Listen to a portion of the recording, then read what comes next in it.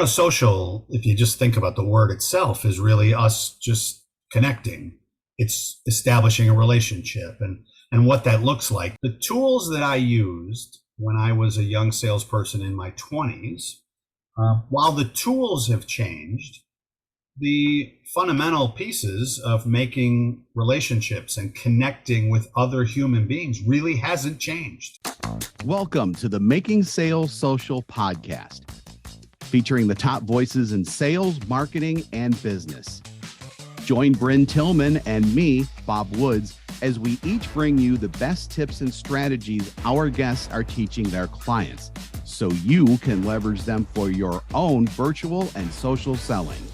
Enjoy the show. Well, welcome back to Making Sales Social. I have Tom Latourette with us today. He is the owner of Skillset and managing partner of M3 Learning. Tom, welcome to the show. Oh, what a pleasure. Thank you so much, Brynne. Thanks for having me. I'm really excited to talk about some of these topics that we have lined up today. But before we jump into them, we ask every one of our guests the same question. What does making sales social mean to you? Boy, what a great question. So first off, especially in today's environment, right? I think social, if you just think about the word itself, is really us just connecting. It's establishing a relationship and what that looks like. I hate to age myself, but I just celebrated my 60th birthday last week. And that causes people, that causes you to reflect a little bit, right?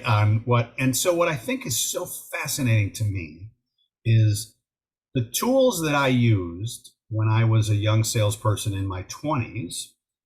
While the tools have changed, the fundamental pieces of making relationships and connecting with other human beings really hasn't changed at all in those, 40 years that I've been doing this. But the tools have significantly changed. And so, I find it's easy to attach social selling to social media or things like that. But when I think about just us being social, it's really, how do I establish a relationship with somebody? How do I listen to them in a way that they feel heard, they feel respected, they feel listened to? And our belief is if you do that well, you actually are guiding people to a solution they want instead of pushing them into a solution maybe that they're, you feed. I don't want to feed the stereotype of salespeople. I want to speak for us to be seen as strategic partners, consultants, and how do we operate like that? And so if I was to think about answering your question, really that's the space of social means to me is how do I become seen as a strategic partner that is actually connected or aligned with somebody in a really powerful way. So I love that. That's fantastic. Let's dive into what I think is the foundation of all sales. And you talk about this, which is the sales mindset. Yeah. So, a lot of people go, ooh, that's kind of woo-woo. And, you could think about your philosophies and your mindset, but, it's an intangible. But I think it's the foundation to any good salesperson. Talk to me a little bit about your perspective on mindset. Boy, I couldn't agree with you more. There's a great saying, and I've got two young adult children in that space of whether you believe you can or you believe you can't, you're right. You're right. And so there's that space of, many times we create our own realities. I wish I could teach my 20-year-old self what I think I know when I'm 60, right? But that space of what we believe, what we drive, the things that we fill our heads with, I think are ultimately the things that create success or failure for us. I mean, we can there's some things in your life you can't control, but what are the things I can control? And mindset is one of those. I was having breakfast with a good friend of mine who is in the mind business. She actually maps senior executives' brains, and she shows senior executives what's happening in their brains when they make decisions. If you think about the brain as being one of our largest muscles, I think it's that space of how do we powerfully exercise that muscle? And how do we take care of that muscle? How do we make sure that we're doing whatever reps we have to do to keep that muscle connected and keep it in great shape? And, sadly, I've been doing this long enough to know that most sales teams, the space where they practice, the space where they exercise their muscles are on the field of play. And you would not be successful if you did that in sports. You wouldn't be successful if you did that in life. And, we try to bring a focus on mindset, skill set, tool sets, and think about how do we as sales professionals today, where do we practice and how do we work with our teams to practice more before we're in front of our customers or our prospects? I love that. One of the lines we say often is what we conceive, we can believe and are empowered to achieve. Oh, I love that. I love that. Yeah, and it's because it really, I just see so many examples of people who have every reason to say no or say, I can never do this or this, I can't hit this, I can't succeed here. And then they do it because they just believe they can do it. And then that belief creates the spaces where they learn what they need to learn, they power through it. And before you know it, maybe initially they're faking it until they make it, but you don't really know it until they get to that end point, and you're like, wow, they must have gotten lucky. And you're like, no, that wasn't luck at all. They just created their own luck, It's interesting you say fake it till you make it. I'm on a mission to end that. Yeah. I think, we just show up with the goal of being of service to our prospects and our clients. And if we don't know something, we just need to know how to go find it. It's almost like this space of let's preach authenticity instead of that space of, hey, listen, I don't know the answer to it, but I know where I can get the answer. And I commit to you that I'm going to make that happen. And then 12 hours later, you come back with that answer. All of a sudden you show this is the type of person I am. This is the type of salesperson I'm going to be. Yeah. Unfortunately, we're in a world that keeps doubling down on the wrong. Yeah. Instead, I think we just have to take responsibility and make it right and agree. figure it out. So that's interesting. So based on something you said, I'm going to take a little turn because if I recall, and I don't have it in front of me, in your headline, in your LinkedIn profile, it was, which I thought was great, prospect first date close. Yes. Yeah. Okay. Did I get that right? Yeah. Okay. So I hear this kind of playing out in what we just talked about around mindset, right? It's the dating mindset too. Mm-hmm. Right. So I don't know. So talk to me just briefly about prospect first date close, and then we'll move on to skill set. Well, that's great. We actually do, I do a program, and part of the program is we call it first dates, test drives, and wedding dresses. And so if you were to think about the outcomes of a first date, most folks, you go, well, I need to determine if a second date makes sense. Now, a lot of people will go, oh, well, I want to get a second date. And you go, well, hold on.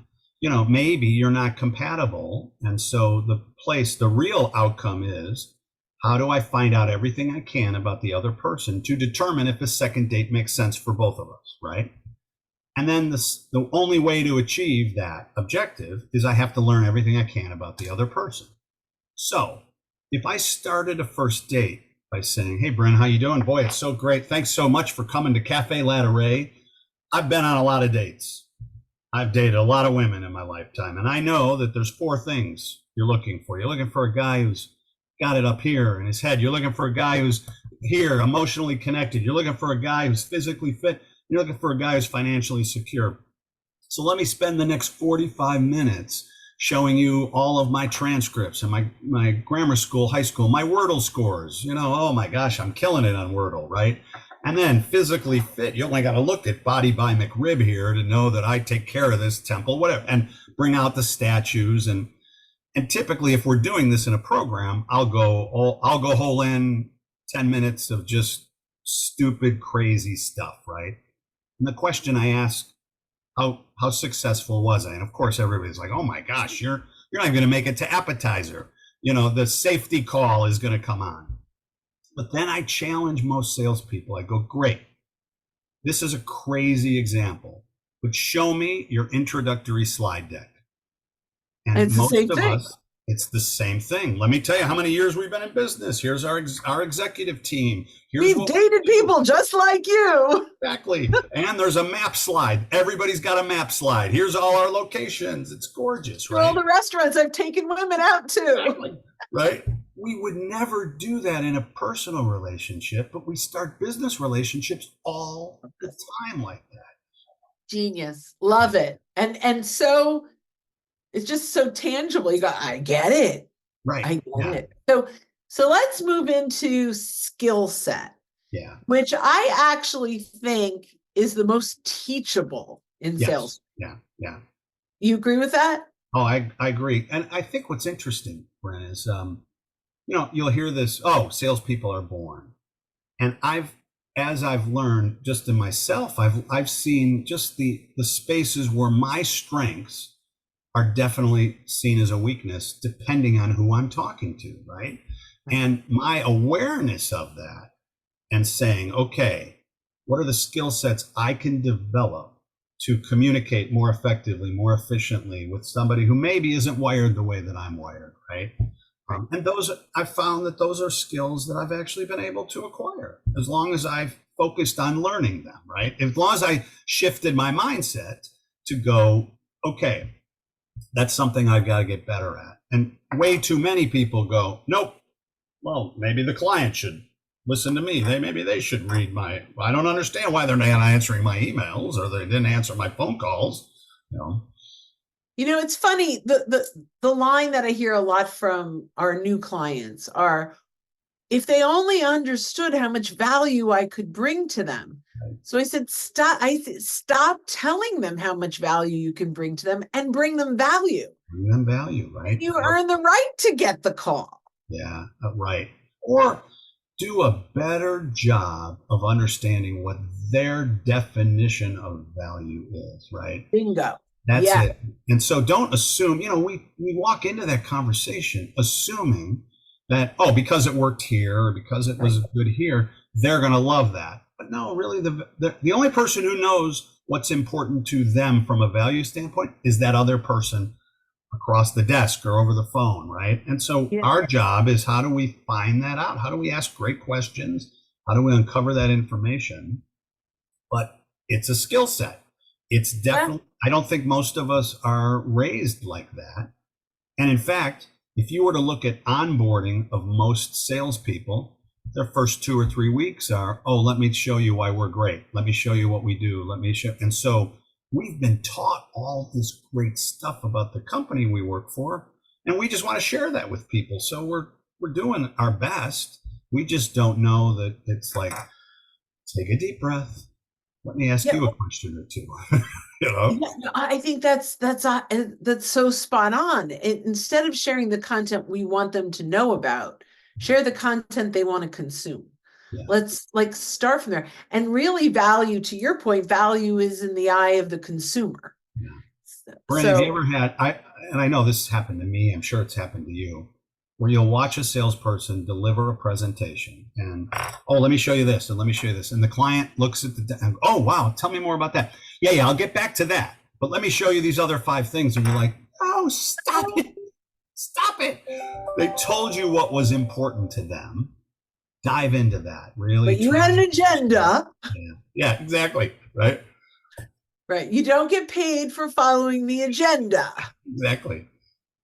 So I love that. So any key, whether it's from the leadership perspective or from the producer's perspective, on how to make sure that they are focusing on the right skill set? Well, it's a great question. You know, one of the things that we teach is this concept of communicating both above and below the line. And so when you think about most organizations, there are certain folks that we talk to, we work with, that are concerned about features and benefits. They're all about, how do I use your stuff? How do I employ it? Maybe I've got to look good for my boss. My boss has given me a budget. Here's Can you operate within this budget? Most salespeople are really good in that conversation. But now there's this above the line conversation. There's a VP, an executive VP, maybe even a senior C-level person. They're worried about different things. How are you going to increase my revenue, decrease my cost? How are you going to increase my market share or my market size? And so we see too many salespeople, they only learn one language instead of becoming multilingual in both of those languages. And these folks above the line, one of the things we say is people don't, in fact, all people don't want to be educated. They want to be validated. And that's more so above the line, but definitely on both sides is if I come in, blah, blah, blah, let me tell you how great all of this, instead of what do you need? What are you looking for? What's your goal? What do you need to fix by when? How do I validate what you're already thinking about?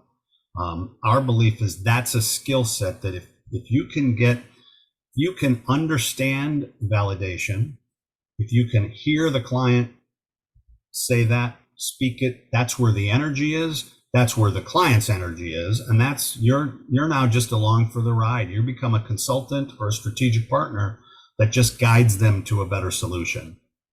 Did I answer that question? Or That was fabulous. You more than answered that question. Thank you. So, and I think there's probably this overlap between skill set and tool set. Yeah. So I'm separating it out based on the question, but talk about the right tools for salespeople and when the stack is too big and it breaks, and just right, yeah. What is a successful tool stack for sales? Maybe that's a question. Well, one, the answer is so tremendous, right? And so we see it, I'm sure, in the organizations you work with too. Let's give them all these tools. Let's give this. And I don't understand why they're not using it. It's in the repository. It's in the deck.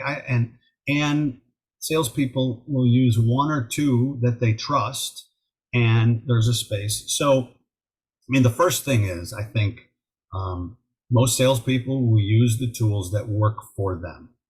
They will, the ones that actually move somebody from stage 1 to stage 2, stage 3 to stage 4. But I also think most organizations haven't really done a good job of observing the use of those tools in a sales call and seeing what moves that. How are my A players using these tools to create opportunities? How are they using these tools to actually close opportunities or deals? Too many times we as leaders come to the space of, well, this is the way I sold, so I don't understand why my team doesn't do it the same way. So I don't know if that answers your question, but it brings me back to the founder of our company was a guy by the name of Skip Miller. I hired Skip 20 years ago. I had 50 salespeople, 5 regional managers, and Skip's first question, he's working with myself and my 5 regional managers. He goes, who's your best salesperson? And we go, oh, that's Rich. Rich was our number 1 salesperson 3 years in a row. He goes, great. Why is Rich your best salesperson? We go, well, Rich sells the most. That's what he does. He goes, okay, great. I get it. How do you know Rich is going to hit his goal next year? We go, Rich always hits his goal. We don't have to worry about Rich hitting his goal or not. He goes, great. Let me ask you probably the most important question, though. What's Rich doing today, right now? What questions is he asking? What tools is he using? What's he doing today to drive sales for his goal 9 months from now, 12 months from now? We couldn't answer that question. We were spending our time telling our team what they should do and not observing our A players actually using those tools, observing how well they were using it. And if I don't know that as a leader, I can't replicate. I can't hire 2. I can't coach the rest of my team how to use those. And so I think that's a long answer to your question, but I think it's really this space of an awareness of why I'm using the tool, an awareness of what impact that tool has for me, and then I'm going to use the tools that actually get the job done. Does that make sense? Yeah, no, that's great. I'm going to go back to the beginning of the sale, which is what I think is the hardest part of the sale, which is prospecting. I agree. Talk a little bit about your perspective. Well, again, there are statistics today that show if I'm trying to generate a first call with somebody who doesn't know me, that it can take me somewhere between 15 and 25 touches to make that happen. And I think that's, in today's world, that's crazy. But that's why we get sequencing and cadences and, all of a sudden, okay, 2 days from now, I'm going to send you this email, and 2 days from now, I'm going to tell you this story in 3 days. And so we're trying to break through the clutter, right? I'm a firm believer that, if I can figure out a way to connect to you through somebody that I know or or if I can get introduced to that person, I've significantly cut that down, maybe to as little as 2 to 4 touches, And so the first place we look at when we're working with somebody to prospect is get better at understanding who's in your network, who are the people that know people in my network that are connected to the people that I need to talk to and touch base with. Because there's a lot of connections that if you just facilitated that, all of a sudden you could have a lot of power. I'm a big storyteller, and so one of the stories I love to share is we were doing some work with military veterans transitioning into the workforce. We wanted to talk to Fortune 100 companies that had a diversity, equity, and inclusion military arm. I did some research. I find out that Andy Baker is the person who's responsible for travelers insurance, military diversity, equity, and inclusion. Now, Andy's connected to my next door neighbor, Scott Pfister. Scott's an IT guy at Google. And I would never sell Scott anything, but I took a LinkedIn class that said, hey, you should connect with everybody you know, because you never know who they know. I reach out to Scott. I go, Scott, how well do you know Andy Baker? Oh, we worked together 8 years ago at Hewitt.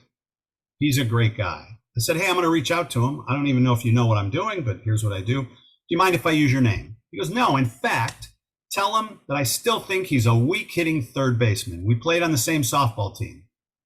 The subject line on my email was Scott Pfister says you're a weak hitting third baseman.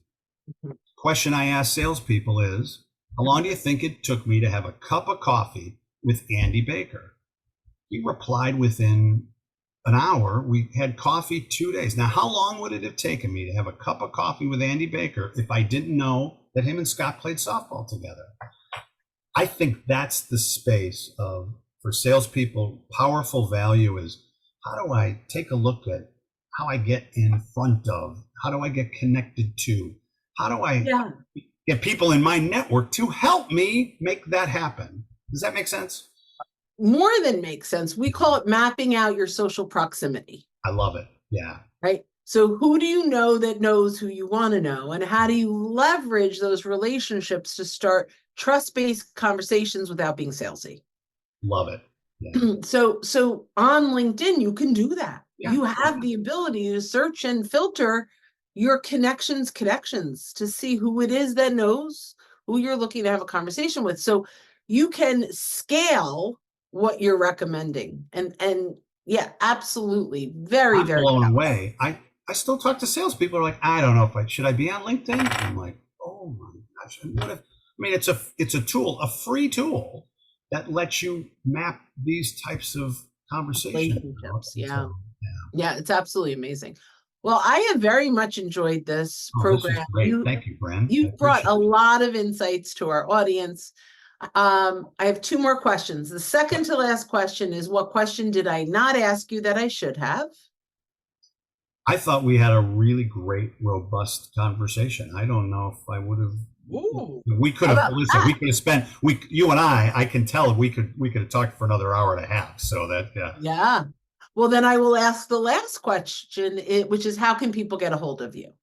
So we are at, so the first space, probably the best place, m3learning.com. I'm also on LinkedIn, easy to find on LinkedIn, Tom Latourette, Latourette. Love to connect. learn as much as I can. I'm a big networker. I love to help folks first and then figure out a way that I can, help them either with introductions or resources next. So. Well, I love this, and I thank you. Make sure you reach out to Tom. What a valuable resource that you are. Thank you so much. And for all the listeners, when you are out and about, don't forget to make your sales social. Don't miss an episode. Visit socialsaleslink.com/podcast. Leave a review down below. Tell us what you think, what you learned, and what you want to hear from us next. Register for free resources at linkedinlibrary.com. You can also listen to us on Apple Podcasts, Spotify, and Google Play. Visit our website, socialsaleslink.com, for more information.